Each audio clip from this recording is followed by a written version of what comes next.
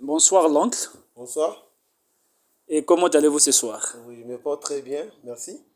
Ok, bien. En tout cas, tu es un anglophile. Voilà, tu es une personne qui aime la langue anglaise, qui parle d'ailleurs aussi, qui encourage bien des personnes de faire de même. Maintenant, nous avons fait le constat que ça fait quand même des années que les gens apprennent l'anglais, au Congo en général et ici à Dolzy en particulier. Certaines personnes étaient actives dans un centre d'anglais, voire dans un club d'anglais, mais ne peuvent pas parler couramment actuellement. Selon toi, quelles sont les raisons pourquoi ces personnes ont du mal de parler la langue anglaise actuellement? Bon, merci beaucoup pour la question posée.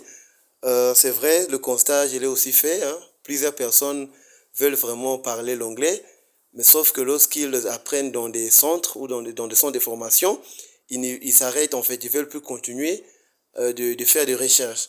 Et il y a une autre raison, surtout la plus fondamentale, c'est que les gens ont souvent honte de s'exprimer, voilà, en anglais en face des personnes qui connaissent, qui parlent déjà la langue anglaise, parce qu'ils ont honte, ils ont peur de commettre des erreurs. Ils se disent que s'ils parlent, ils veulent pas qu'on corrige l'erreur. Alors cette façon de faire les empêche donc de bien maîtriser la langue anglaise, de bien étudier en anglais. Donc le souhait, c'est de parler malgré les fautes, malgré les difficultés qu'on peut avoir. Au fur et à mesure, on va corriger et on va faire des recherches pour savoir ce qu'il faut bien améliorer dans la langue anglaise. Et il y a d'autres raisons aussi, c'est que les gens ne terminent pas correctement leur formation lorsque ils sont dans des centres de formation. Oui, De effectivement. façon précoce, ils terminent leur formation et lorsqu'ils ils ont quelques notions, ils croient déjà connaître toute la langue. Alors cela représente aussi un handicap pour certaines personnes.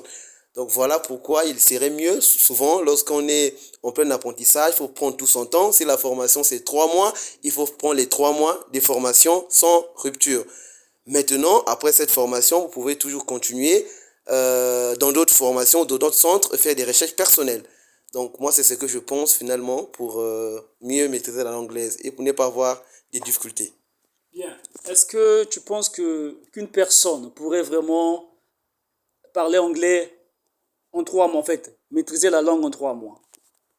Oui, bien sûr, une personne pourrait bien maîtriser la langue anglaise en 3 mois à bien parler. Il suffit que cette personne soit bien encadrée, un professeur qui est quand même bien outillé par rapport son enseignement. Et aussi, l'élève doit aussi accepter d'apprendre, de bien maîtriser ce on l'enseigne. C'est très important. Et souvent de pratiquer ce qu'on apprend au centre. Alors, si cela est fait, en ce moment-là, la personne n'aura pas du mal à bien parler ou à avoir des connaissances qu'il faut pendant les 3 mois de formation. Bien, effectivement, oui, tu as raison. Voilà qu'une personne pourrait parler en 3 mois. Mais sauf que, on doit le rappeler que l'anglais a 6 niveaux. Peut-être en 3 mois, si la personne fait une formation accélérée, elle pourrait peut-être avoir le niveau A1. En fait, non, mais pas le niveau A1 aussi. Au moins peut-être la moitié de ce niveau A1. Et comme tu as dit, la personne doit pratiquer.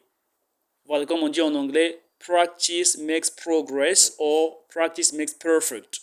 Voilà, donc ces personnes doivent pratiquer.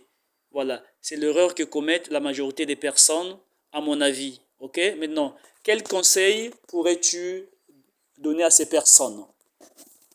Oui, le conseil que je peux donner à des personnes, c'est d'abord la première des choses, reconnaître les difficultés que les personnes ont en la langue anglaise. Est-ce que vous avez des difficultés, la personne a des difficultés à écouter ou des difficultés à parler?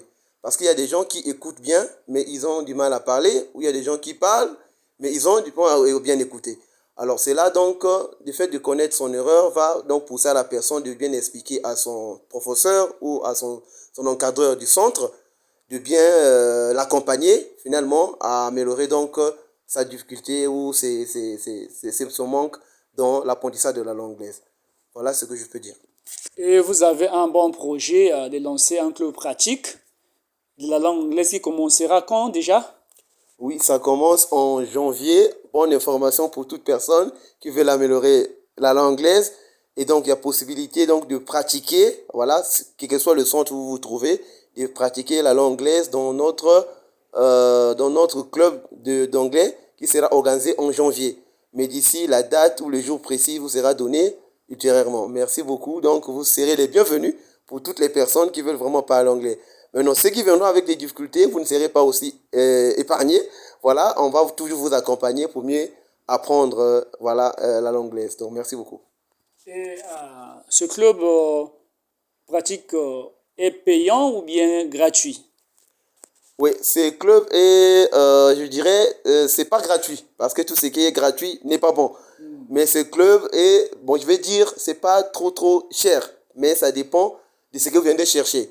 Alors, si vous venez pour améliorer votre niveau d'anglais, quel que soit ce qu'on vous dira comme condition, cela va vous permettre donc d'apprendre. Mais on donne l'information, c'est que le club n'est pas gratuit. Il y a une participation pour bien entretenir le club parce que ça demande quand même l'entretien.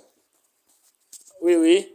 Effectivement, nous n'apprenons pas seulement la langue, mais également la mentalité. Les anglophones ont compris que pour avoir des compétences, il faudrait faire un peu de sacrifice. Par contre, les francophones n'aiment pas faire des sacrifices. Oui, bien.